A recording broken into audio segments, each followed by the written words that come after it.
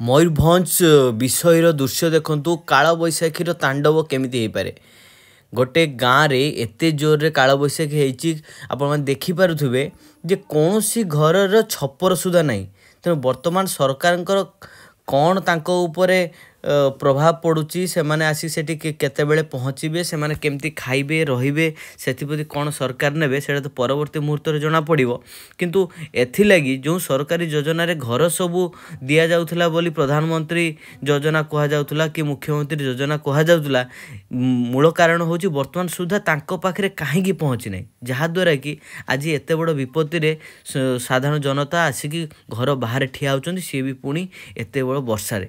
ତେଣୁ ଜାଣିପାରୁଥିବେ ଏ କାଳବୈଶାଖୀର ତାଣ୍ଡବ କିଛି ବି କରିପାରେ।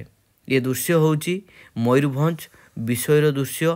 ଆପଣମାନେ ଦେଖନ୍ତୁ, ଇଏ କେତେ ବଡ଼ ଦୁଃଖଦ ଘଟଣା। ବହୁତ ଦୁଃଖ ଲାଗୁଛି ଯେ ଓଡ଼ିଶାରେ ଏବେ ବି ଲୋକ ଏମିତି ଅବସ୍ଥାରେ ରହିଛନ୍ତି।